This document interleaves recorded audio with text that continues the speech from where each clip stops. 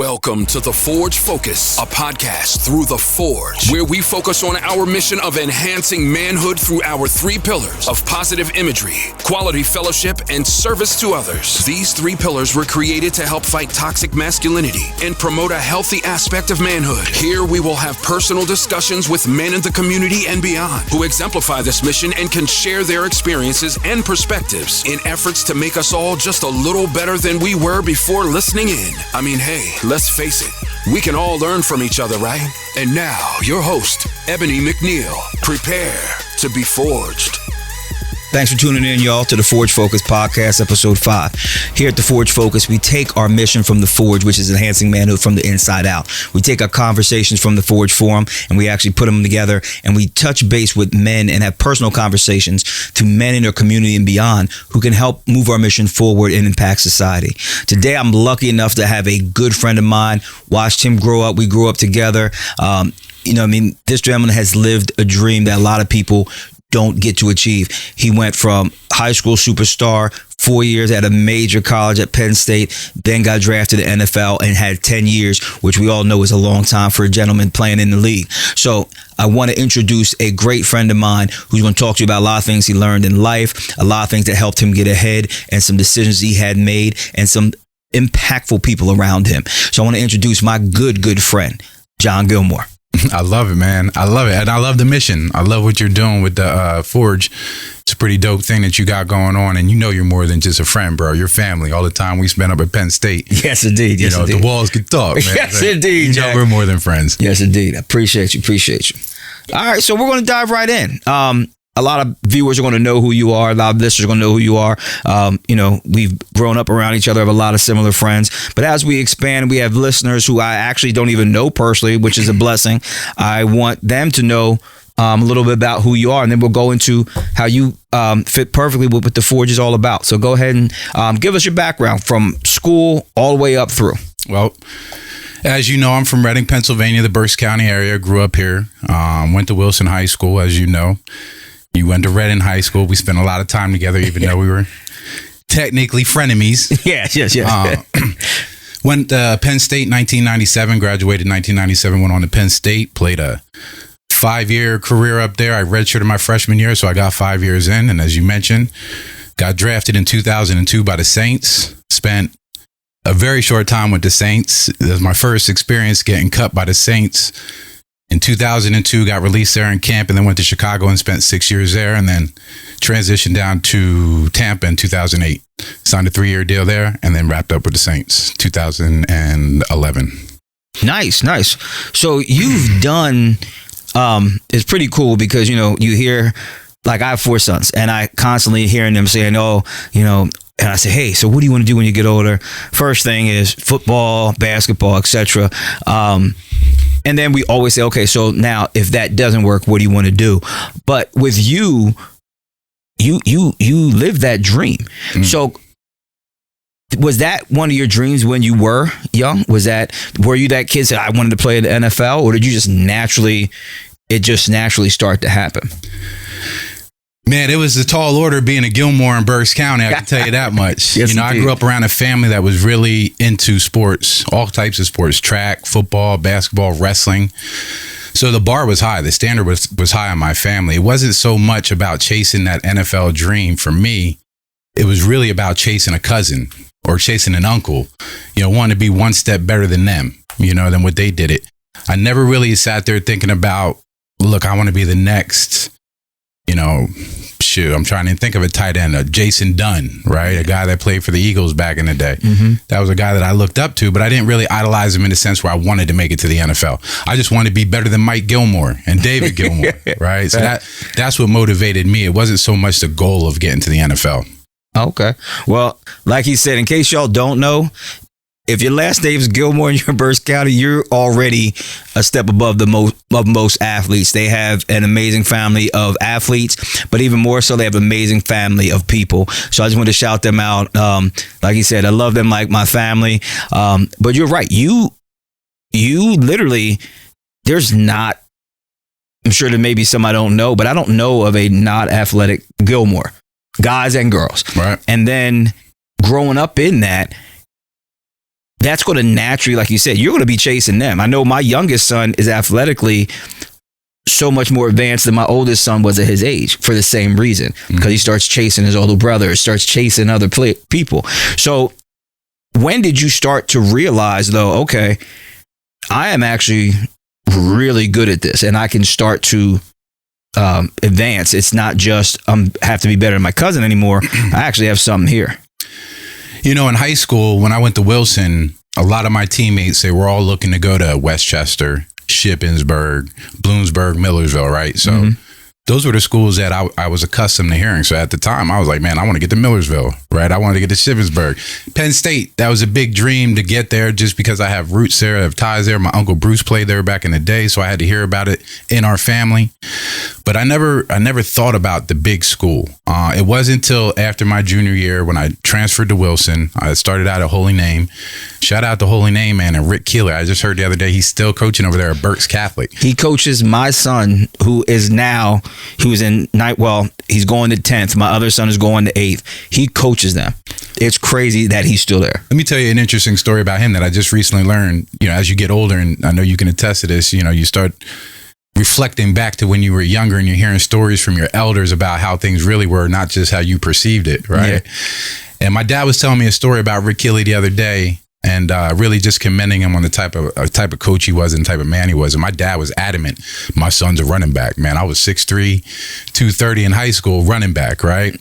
You couldn't tell my dad any other thing. That a linebacker and running back is what I was, because I was a Gilmore, right? Yeah. I had to run the ball. That's what y'all did. Rick Keeley said, no, your son's a tight end, and we're going to move him to tight end. At the time, they had a running back there at Holy Name at the time, Mike Kaiser, and a name you're very familiar with, Jamie Albrecht. Yes, indeed. The 1-2 punch. I still think Jamie Albrecht's one of the best running backs I've ever been around. Yeah, he was a monster. Not just in high school, but at any level. Correct. And we had two good running backs, and Rick Keeley said, look, man, I think your son is going to be built to play the tight end position. And I didn't know this at the time until just the other day. My pop said he was the guy that really solidified and said, hey, we're going to move him to tight end. And from that point on, I pretty much own that position.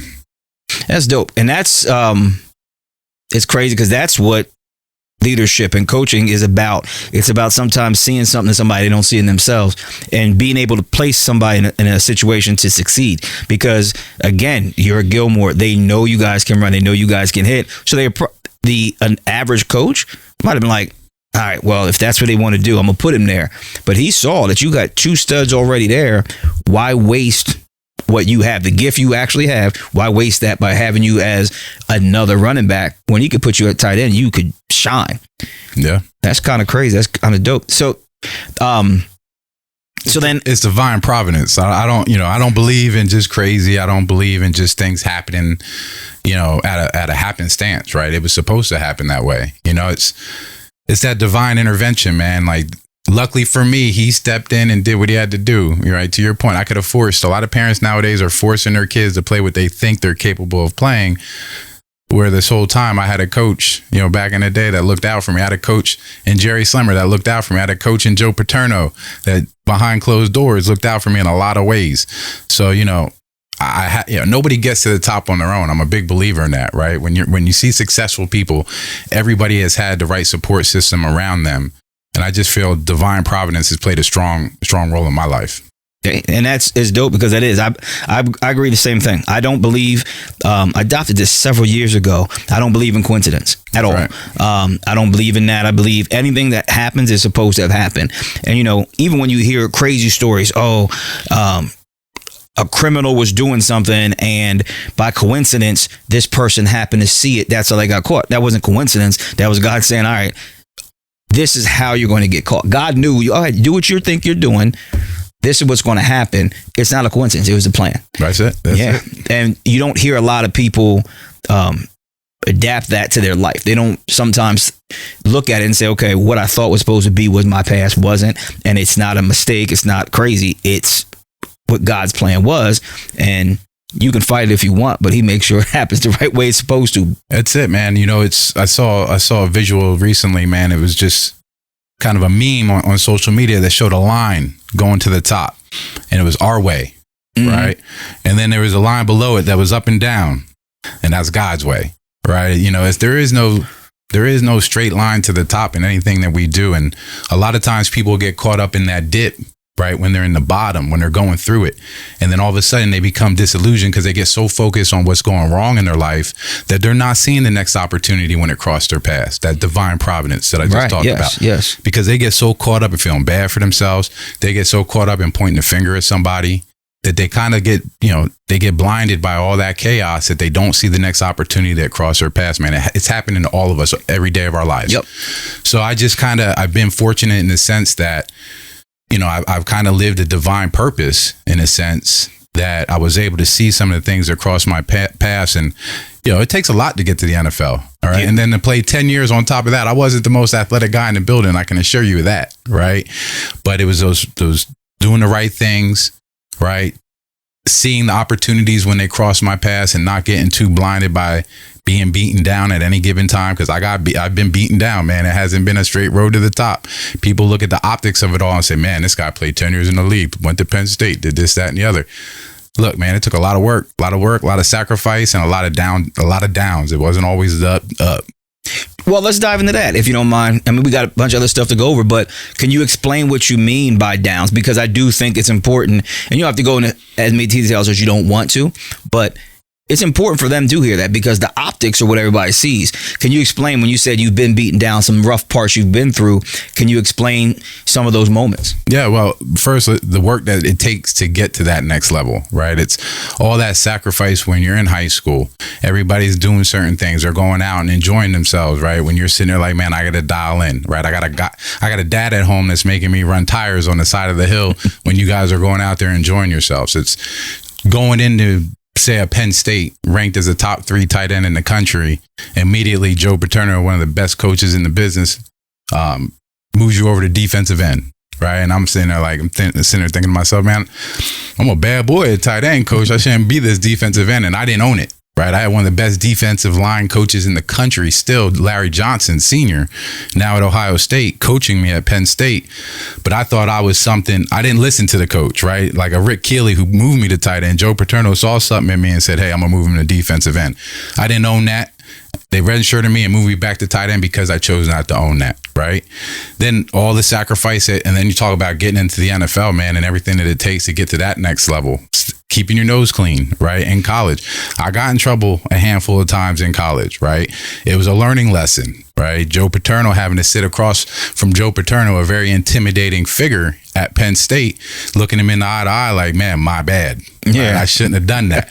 You've been to Penn State hanging out with your boys, right? Yes. So, I had some of my best times up there. Yeah, I know you did. I know you did. So, there were times, man, where it was kind of like I started to stray and I had to straighten up. You get in an NFL.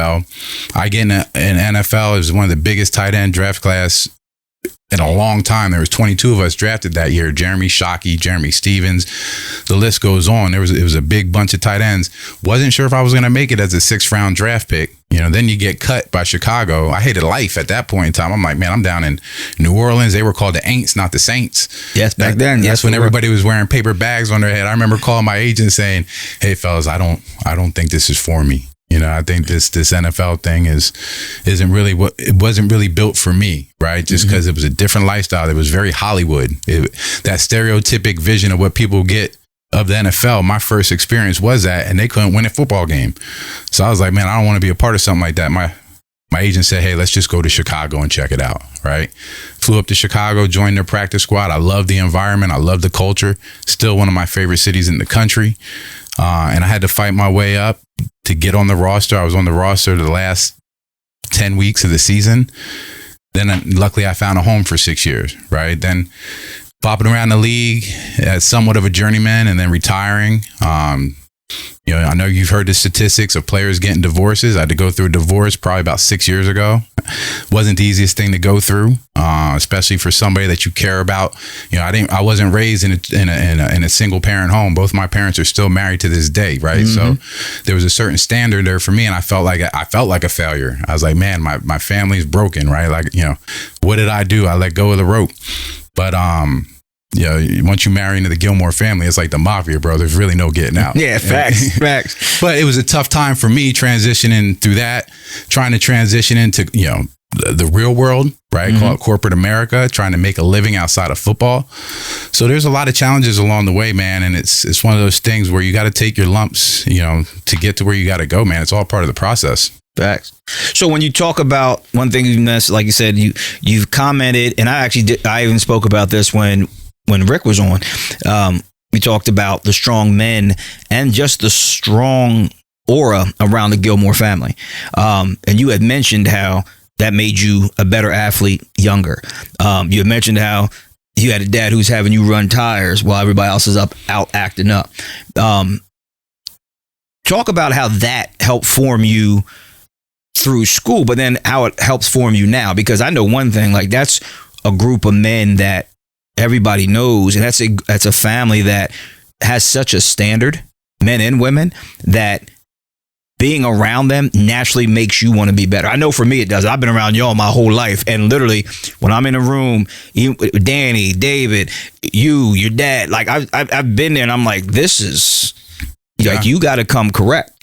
Nah, man, I often use the term iron sharpens iron. I know you guys heard that phrase before. That's right? what we're built on. That's what the Forge's whole thing is built on. Iron sharpens iron, and that holds true in life. You are a product of your environment, right? And I grew up in an environment. It wasn't easy, man. The minute we stepped out of line, we were held accountable in very physical ways. Yeah. We were held accountable. And, my cousin David, I just bumped into him a couple hours ago, leaving the gym out there at the YMCA in Sinking Spring. My son's over there training, and David was in the parking lot waiting on his daughter. I had a chance to bring my son over to him, who he hasn't seen in years. And the first thing David did was hop out of the car and start dropping that knowledge on him. Right. Yeah. As if it was me 15, 20 years ago, right? Leaving college. So that's just the way we are, man. And our family is all about impact. The Gilmore family is about impact, whether it's impacting others around us or impacting us. It's something that we all believe in, and I think it's all something that we all nurture. We're proud of it, right? It's something we embody. It comes natural in a sense, but yet it really doesn't, because it's the way we were raised. And it's crazy you say that, because, and we'll go back into that. That'll be one of my next questions, is how is that? It's a balance thing. And with your family, there is a balance of wisdom, strength, performance, accountability, and then probably the best part has ever been to my life. So we're going to talk about that's important, because as men, we try to balance ourselves that way. So we're going to dive into that. It's going to be our next question as soon as we come back. When you think about the Gilmores, to people, it's this aura. And I don't want to, obviously, we're not going to spend the whole podcast about the Gilmores, but that is a lot. We could. We could. We definitely could. But that's a lot of who you are. And I've always admired them because of seeing, like I said, the wisdom, the accountability.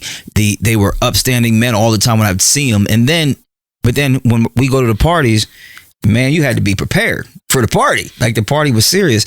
And how far back does that go? Because I've seen multiple generations of you guys, and it's always that balance. Like, you guys everybody talking to you when it's not party time is an instantaneous knowledge gathering. Like, when I'm talking to you, I see Spanky a lot. I talk to Tuck.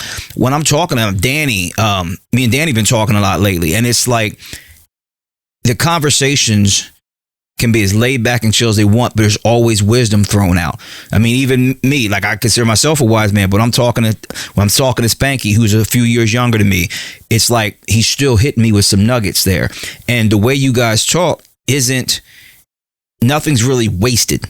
Like, even just you and I catching up before we started, it's a different conversation than just somebody on the street or just about fun. But yet at the same time, you could turn around and we've all partied together and it gets crazy. So how do you guys balance that? And because I think that's very important.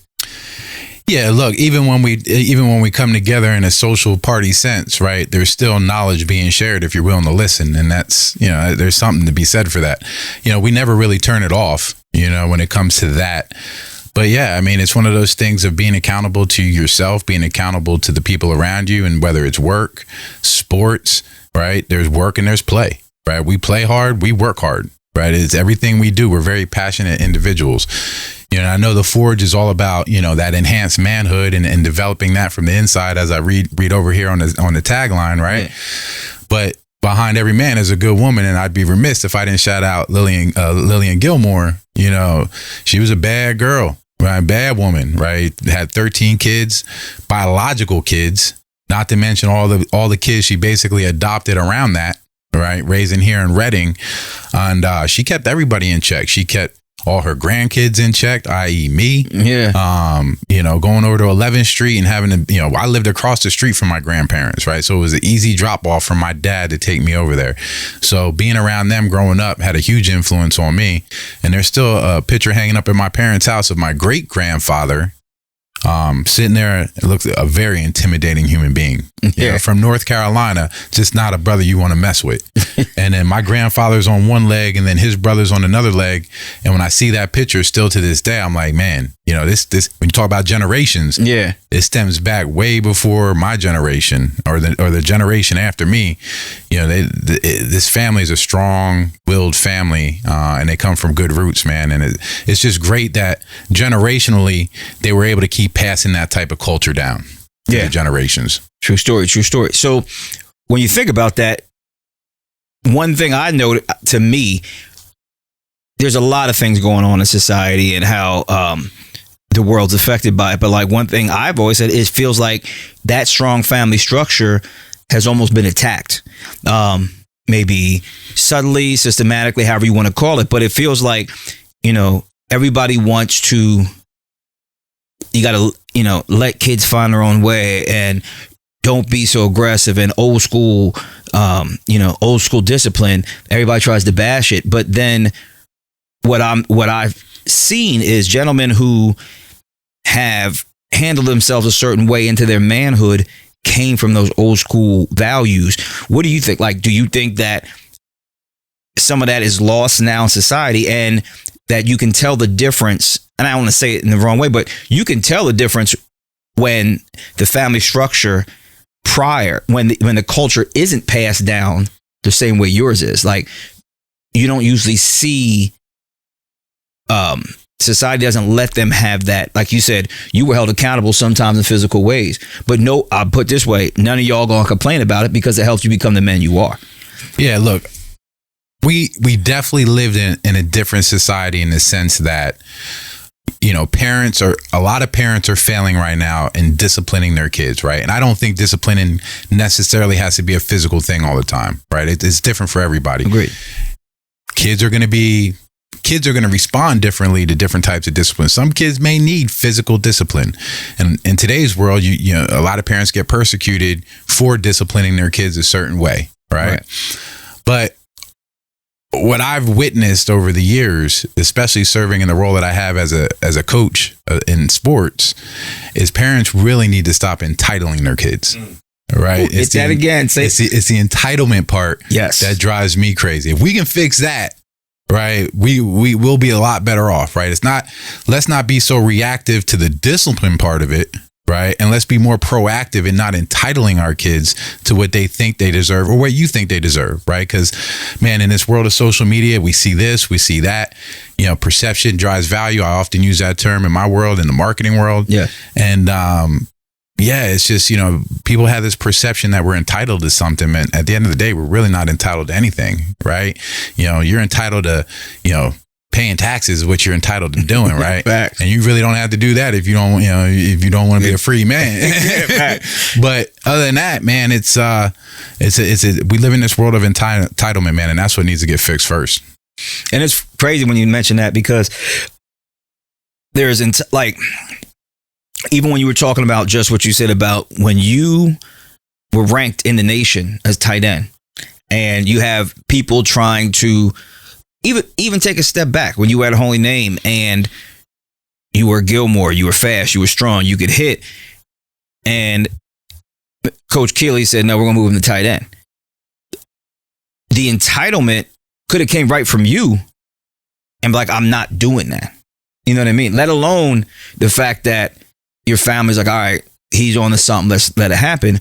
You, who were as good as you were, there's kids right now who aren't even close as good as you are, but yet try to tell the coach what they should be doing. Yeah. And then they go home and they complain to the parents, and the parents go tell the coach what they should be doing. Yeah. You know what I mean? And it's like, listen, if you work, you got to put that in. You're not entitled to anything. And that's, it's good hearing it from you because you actually have lived it. You could have been in that role. When you went to Penn State, you were top 3 in the nation at tight end. You could have technically, most kids would have walked in thinking, I'm going to do what I want to do. I'm the shit. I don't care what the coach says. Well, my dad was quick to check ego, and that, I do the same thing with my son, right? That apple doesn't fall far from the tree. I'm quick to check him when it comes to his ego. He's a humble dude. And I say this often, right? You can't really be the best at what you want to be if you don't have humility. I tell these young kids all the time, there's an acronym that I use called HARD, H-A-R-D, humility, accountability, respect, and discipline. If you don't embody those characteristics, right, when you experience hard times, because nothing in life is easy. We just talked about that in the last segment, right? It's going to be that rocky road. But if you don't embody those characteristics, starting with humility, right, you can never really get to where you got to go. If you're not humble enough to listen to somebody that's better than you, that's done it before you, and really reap from them the benefits of whatever value they're delivering because of your ego, that's on you. Facts. That's on you. I never thought I was good enough. I literally just looked back at a video recently of my highlight tape from high school, which my mom transferred onto a thumb drive and mailed down to Tampa, Florida. I'm looking at this tape, and now that I'm breaking down tape of high school football players on a more regular basis, just trying to see what's out there because of the access to it and the internet. Now we have access to everybody's tape. And I'm looking at this dude on tape. I'm like, this is a bad man right here. I was a bad boy. Oh, yeah. I was a bad boy. Yes, you were. But at the time, it was never good enough. It was never good enough. I looked at that tape back in the day coming out of high school, and I'm like, man, I'm all right. Shippensburg, here we come. Yeah. It was when Penn State offered me, I'm like, okay, Penn State, right? They must see something I don't see. But now I look at that tape now, man, from a different perspective. I'm like, man, bad boy. Yeah. And I tell these boys all the time, man, you got to, effort. You can't hide effort, right? Again, I wasn't the most athletically gifted guy on the field, but man, playing through the whistle, and it's on tape. Like, I'm not sitting here trying to talk trash. Now, I can say this looking back on it and seeing it on tape. I'm like, my highlight tape wasn't 2.5 minutes like most of these huddle tapes nowadays, right? Yeah.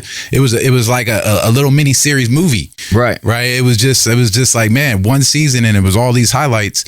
And I look back at that, I'm like, man, but at the time, I didn't see it. It was never good enough.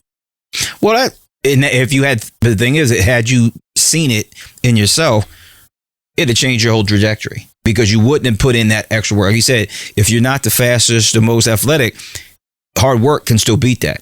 You can, I tell my kids all the time, don't quit. No matter how hard it is, no matter what you do, your coach is going to see if you're putting in that effort. Even if you're not putting in the effort where you think you want to put the effort in. If you want to be a wide out and the coach says, all right, we're going to have you, maybe you're not fast enough to run the streak, so we are going to move you to a tight end. Or you want to be the running back, but then the coach says, look, you're strong, so I'm going to move you to fullback and let you lead the way. Put the effort in every place. And if you don't do that, you're going to hinder your growth because there's a reason that he's giving you this, that they're raising you up. So you said, I know you coach right now. So what are you seeing now with these kids? Is that something that you're dealing with where you're noticing the effort's different? Because to me, I think a lot of it is the mentality of how things have changed over the time. 1 or 2 highlights makes a video. Now everybody thinks they're a superstar. When you see these kids and you're coaching them, what do you see? Like, do you see kids who are like you just as much as you see kids now who think they're superstars? Yes, and I think you hit the nail on the head. It's the mentality part, right? That's, as a coach, that's what I struggle with the most, trying to be more of a mentor than a coach, right? Okay. It's easy to coach the on the field stuff, easy. What's tough nowadays is really coaching the mental piece of it, right? The psychological piece of it, right? These coaches aren't psychiatrists, and these kids nowadays, they're not invested in the work, right? They're invested in the end result, where they want to go, and it's because they're seeing all this content on social media, and it's this glamorous world that they're so invested in. They want to put some content out there. Look at me work, right? Look how great I am, right? They're more worried about the content than the actual work itself. Looking like they're working versus really working. A point in case, and I'm gonna use him as an example. If you would see, I was gonna try and bring him here to sit in on this podcast, my son. Okay. But Avery out there at Parisi beat him down to the point where this kid couldn't leave the gym without throwing up 3 or 4 times. I've never seen him do that. Right. But he gets so invested in the work and he doesn't pay attention to the social media part of it because he has an IG account. And I'm like, son, right, we're living in a different world nowadays. It's the whole NIL, go to college, you can monetize on your brand. Let's start posting something. Right. But he doesn't post anything. He's a goon. Yeah. Right. Put him in the gym, let him go for 3 hours. And then all he's thinking about is the next opportunity to work. Right. He's not worried about social media. He barely tweets. And when it is, it's to thank somebody for an opportunity. Wow. Right. And it's like, man, you see that part of it. And I'm very proud of it as a parent. But then, man, 90% of these kids out here, though, they just get so invested in like that fantasy world, right? That social media world. It's only 1%. You're seeing 1% of somebody's life. Exactly. Right. 1%. Right. You think that's what somebody's life really looks like? Yeah. Right. Yep. Exactly. You think that's how they really live their life? Unless you're DJ Khaled, I think he lets everybody in on all of it. But yeah. It's one of those things where the mentality part is really tough nowadays for these coaches to coach, man. And I don't know where the game is going. And when I say the game, I mean across all sports. With the parents' involvement nowadays and their influence on the game. Back in the day, I was telling my team last year, I said, I remember a time when my dad and mom dropped me off, left. We would practice. It was a great 2.5 hours to spend with your coach one-on-one, right? A very intimate situation. And I use the word intimate strategically because now it's not intimate anymore. That parent comes, all of them, the mom, the dad, the stepmom, the stepdad, they all lean on the fence. They all got something to say. They all think their son or daughter is the greatest thing since sliced bread, right? So it's become a very political game when it comes to these sports. And what we're missing out on is that the value of a team coming together, coach and player, without all these outside influences. Yeah, it's definitely a difference. And like you said, and I think a key thing what you said is about the parents being involved. And this isn't telling anybody how to parent, but again, even that's been passed down. So it's been slowly every year, every generation, it's becoming more where the parents are involved. Like you said, I remember going to practice. There wasn't no parents there. You get dropped off. It was you, your coach, and your boys. That's it. That was it. Now, and it's funny because it's almost like a double-edged sword. When I coach, I'm coaching youth football, and like I want the parents there, but not be. It's like I want them there, but I don't. I want them there because a kid will get hurt, and now they can't find their parents. But then I also don't want them there because I don't want them, because I've had parents who, and this is, 8th grade and under. I've had kids, they're playing football and the parents are over in the corner. They're whispering about why their son ain't playing. Next thing I know, the parents who have been with me for 5 years, they trust me. And then you got a new parent. They're like, oh, well, what's up with him? Why is he doing this? Why is he doing that? Now they're affecting the kid. They're affecting the group or the parents, and then their kid hears that. So now their kid doesn't feel like he has to listen to you either. Yeah. And that would have never flown back growing up. Like, you listen to your coach, that was it. Even the physical aspect of things are different. And again, we're old school. Even we do like 6 inches at football practice. And it was funny because me and another coach who grew up playing Little League football, I remember I had, I'm trying to remember his name, Northwest Athletic Association.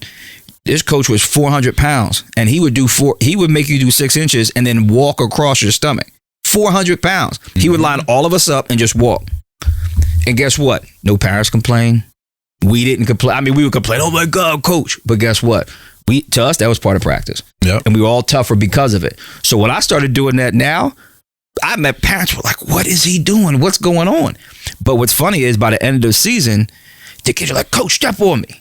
Because they got what we were doing. We were toughening these kids up. And it showed when we played other teams and ran all over them. That's it. So, and you're doing high school now, right?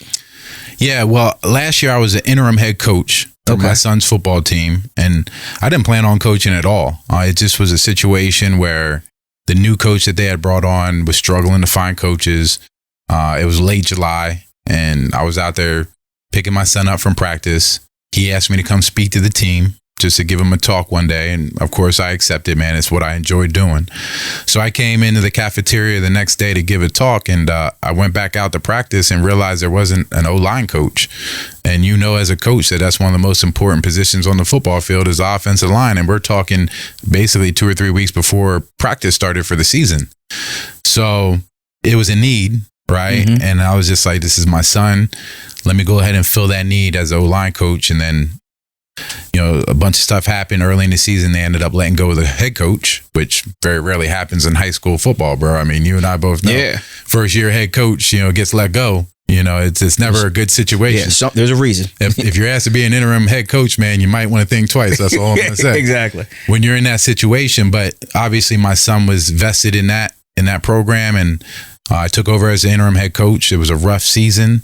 And then at the end of the season, I passed my keys in, man. It just wasn't something that I wanted to continue to do. My son actually transferred schools. Okay. Because it just became a very complicated situation. Gotcha. But no, I still help kids privately. I was coaching some tight ends privately coming out of college, getting ready for the combine and the draft this past off season. There's a high school that I coached during the week, their O-line. Leave the office, go and check that box for me for an hour and a half because I get a lot of fulfillment out of it. And then I'm going to help my son's team with some advanced scouting and sitting up at the box and having the best seat in the house and really chiming down to those coaches what I see. So full-time coaching I'm not doing right now. I'm really at 100% invested in my son for the next 2 years. But after he gets off and goes to college, I'm probably going to look to get back into it, man, because I enjoy it. And I'd rather do it when my son's not on the football team. And you just touched on exactly what our next topic is going to be, is you being in the pros and a coach and a dad. That's a combination that's not easy to navigate. That's going to be our next topic. All right, John. So one thing that you had talked about, I wanted to jump right back into that, but when you said you went and you almost dove into coaching to help your son. I did. And I definitely did.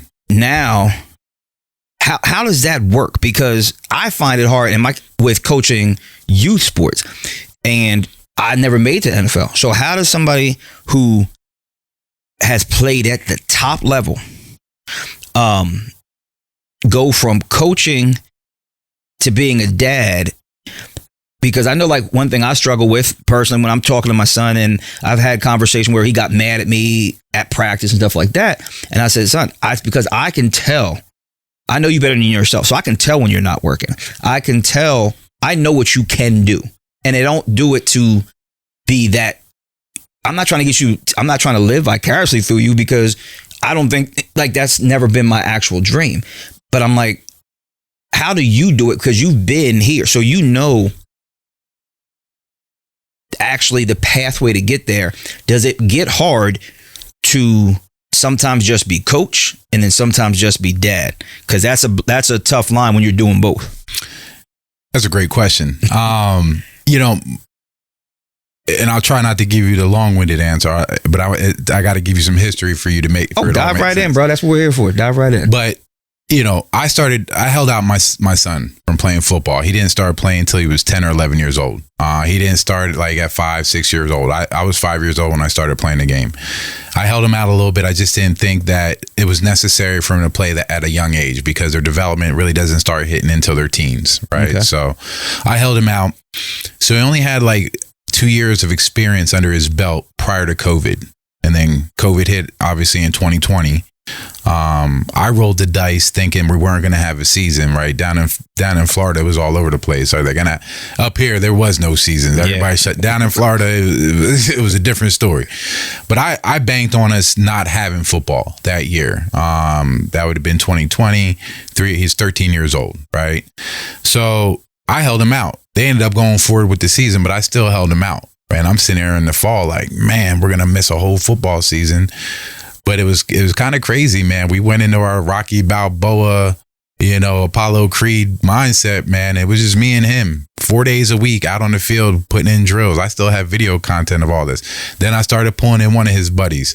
Then another buddy showed up. I had about 4 or 5 kids out there that I was training one-on-one, trying to keep them sharp when they weren't playing the game, right?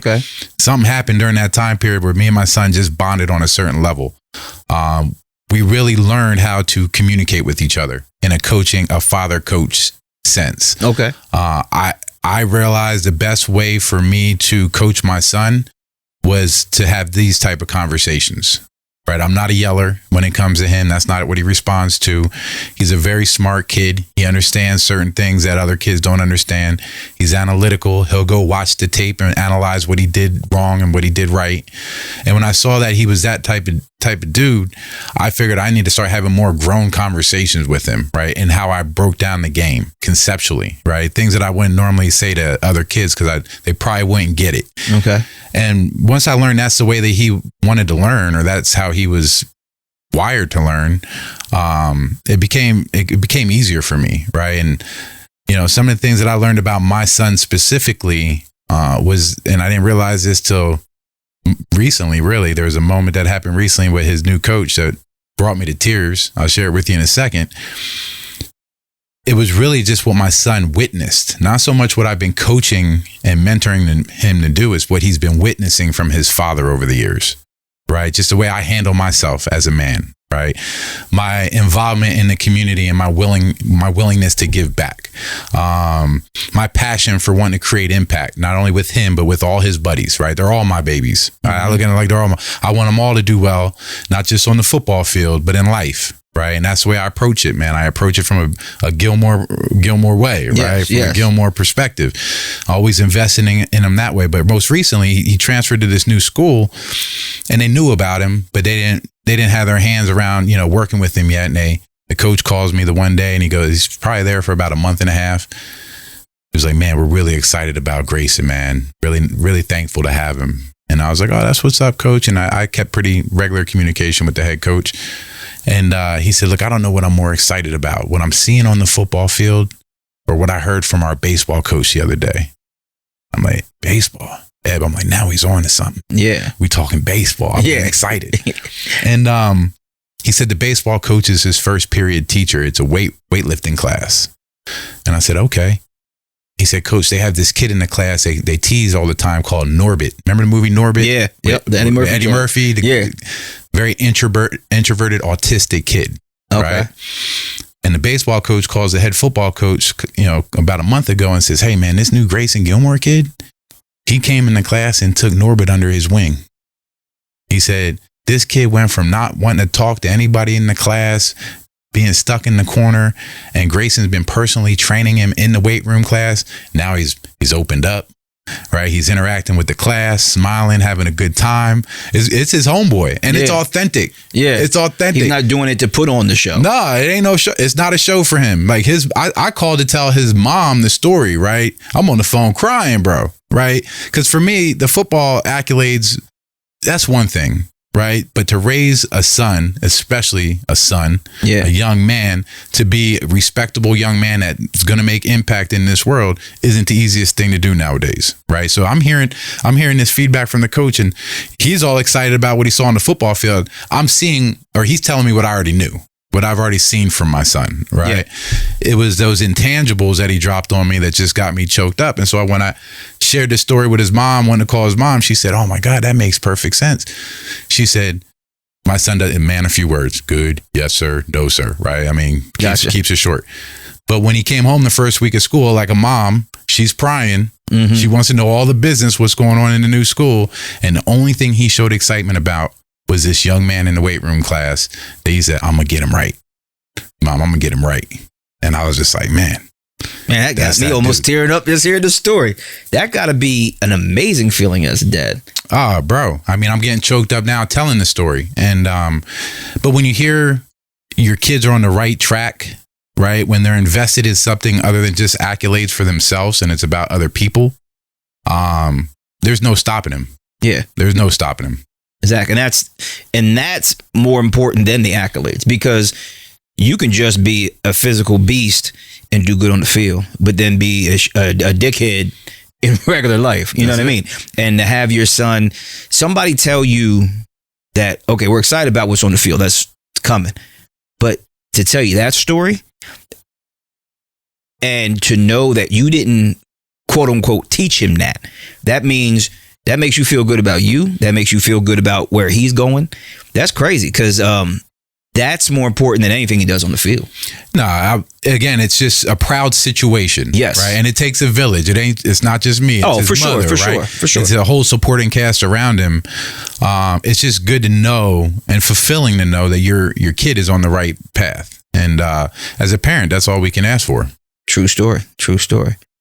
Wow. That was good. So let's pivot a little bit into what we're going to talk about to go to the next portion of the conversation. I do got a question. So when you left the NFL, what was that like, and how'd you wind up doing what you do now? Man, that was a windy road for me. Leaving the NFL and the transition is different for everybody. You know, you talk about guys that have played a long time in the league. 10 years, the average career is 3, right? So I was invested in something for a long time, and it's like, all right, now you get out. It's like, what do you do next, right? Took a year off. I started picking up the game of golf, right? Do you golf? I have clubs and I have played. I would not say I golf because I'm trash, but I'll get there. I'm still not the greatest golfer, but it's a game worth picking up. Yeah, for sure. Picked up the game of golf. Was going to a golf club. Met one of the owners. He started teaching me how to play the game of golf, and then next thing you know, I was running the golf club. I was the general manager for about 8 months. Okay. At the time, I just needed something to do, right? It was just like, man, had to get out of the house. I went from full-time gig in the NFL to sitting at home with the wifey, like, I got to get out of the house, right? So I was checking the box, but I learned a lot about hospitality. I learned a lot about customer service. I learned a lot about running a business, the do's and the don'ts. I then transitioned into acquiring a company in Tampa. Did that for 3 years. We were in the apparel space, marketing products. Okay. And then I kind of blossomed, man. Just, 17 employees. I had a 20,000 square foot warehouse, huge inventory. Yeah. Which I would never recommend having a huge inventory. Okay.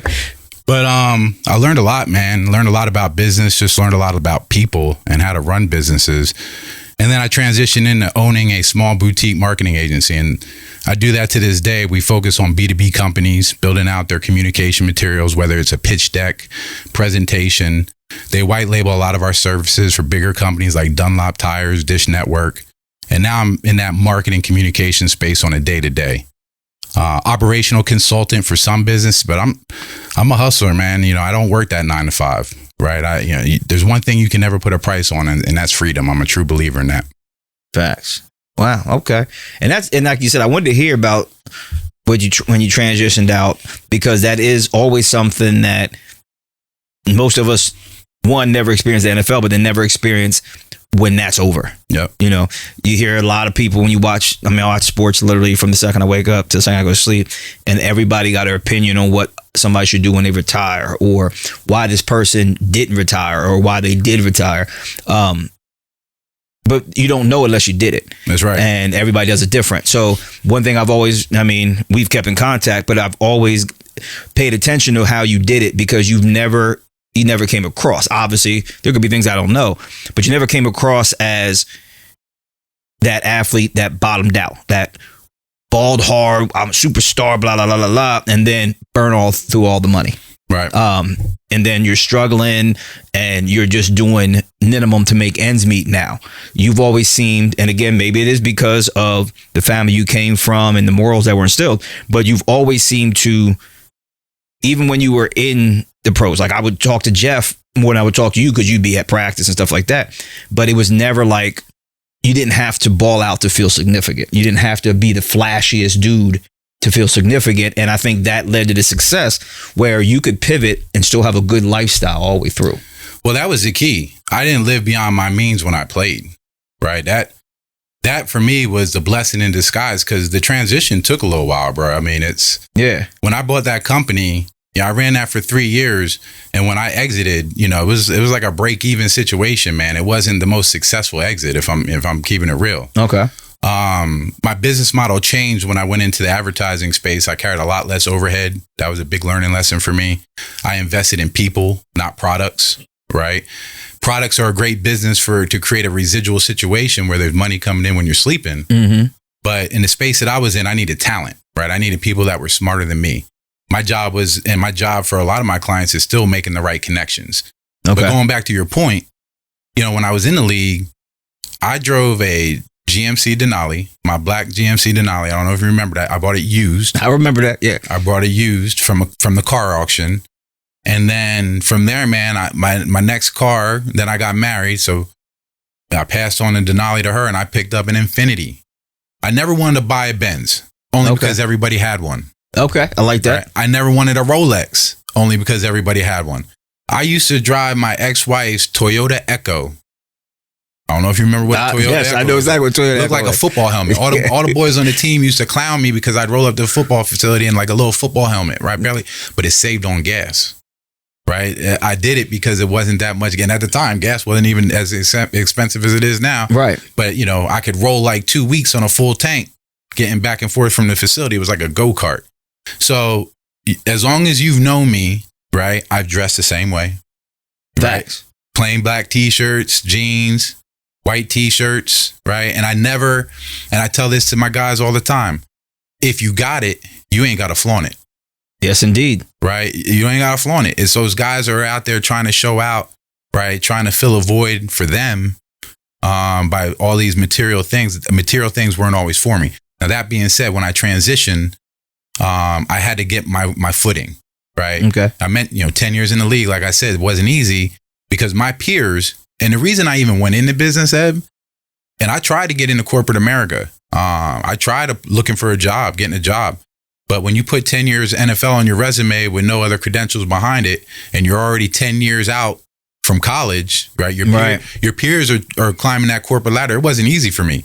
So I did try to get the traditional job at first. And I said, all right, man, well, you know about the Gilmore Henny Foundation. Yes, Gilmore Henny Community Fund. Mm-hmm. When we started that, I was exposed to this world of branding and marketing and how to communicate a purpose, right, to a target, right? And then Target, Tom Sheehan, Worldwide Advertising, a Penn State alum, took me under his wing. And I was like, holy shit, bro, this is branding and marketing? Yeah. That's when I kind of knew I wanted to get into that space. But again, it was like, man, where do I find that job? So that's why I acquired an existing company that already had a little foothold in, that company at the time was doing $3 million top line. When we left, we were just under 4. Right. Okay. I left because it was a bad relationship with my business partner, who was the current owner. It was a 12-year-old business. I wasn't stupid. I wasn't like, man, I'm not going to buy the majority stake in this and then lose the expert in the business. I need you to stay on. Right. But, implementing some empathy.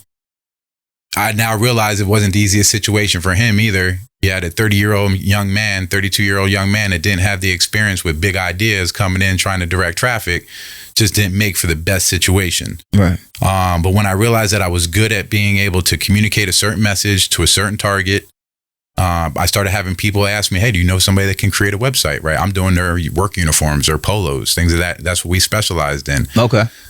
Our clients for a seasonal program, Walmart, Target, Kohl's.com, right? But in all season, we did a lot of corporate attire, and they needed stuff, right? They needed brochures. I found a printer in the local area that I could work with, right? They needed a website. I found a website designer that I could work with. And then it got to the point where I was like, man, I really dig trying to help people reach a certain goal through communication. And that's when I stemmed off and realized this. I got to go to the path that I was meant to go in this marketing and branding sense, and get over the fact that I don't have the credentials, right? And go out there and eat, right? So found the right creative director. I got a team of 5 people that I work with on a day-to-day, and then I can outsource from there. I can bring on other resources, and and we hustle, man. I do that on a day-to-day, and I've been doing that now 7 years. So for 7 years running.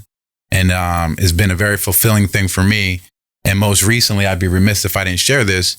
I've also gotten involved in the anti-aging space from a business standpoint. Okay. Yvette owns 2 med spas. Yes. So I'm actively helping her scale and grow those for a successful exit, because she doesn't want to do that forever. Gotcha. So I've been really enamored with the whole anti-aging space right now as an entrepreneur.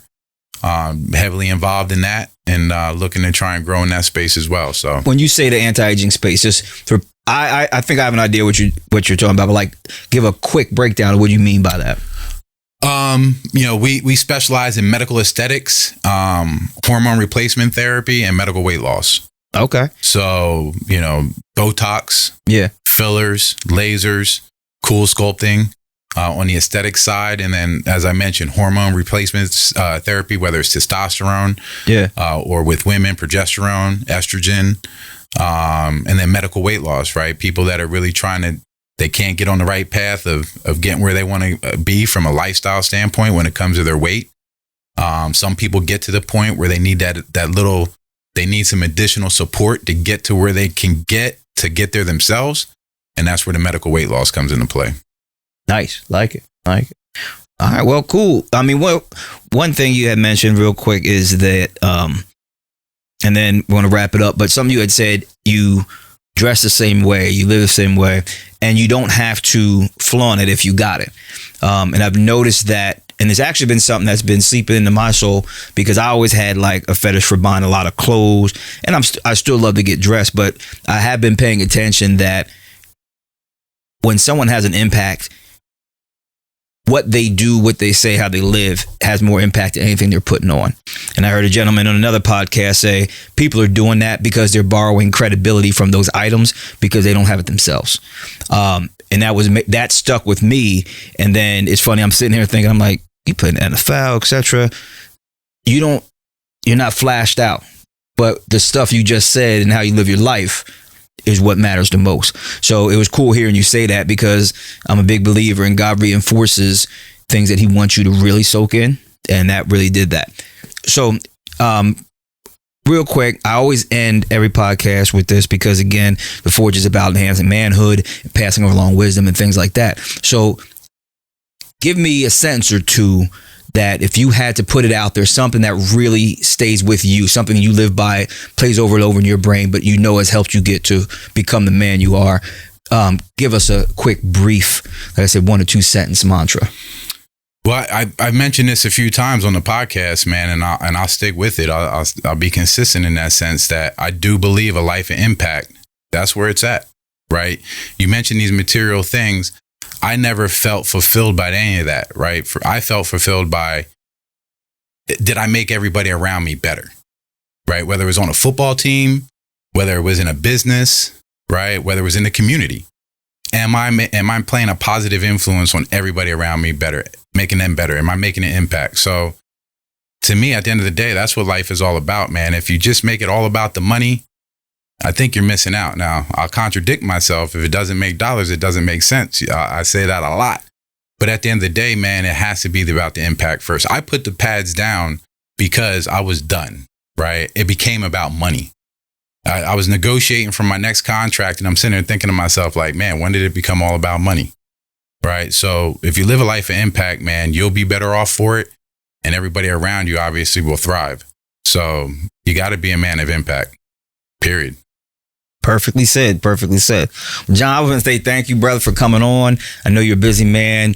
Thanks for coming in and sitting with us and giving us your time, some wisdom, and just sharing this space with us, man. I know I gained a lot from it just from us sitting here, and I'm sure our listeners gained a lot as well. So thanks, man. Appreciate you big time, bro. Man, look, I appreciate you, not just for having me on the show, but for doing what you're doing. Hey, man, thank you. That means a lot. Thank you. Yeah, I mean, look, this is a time commitment.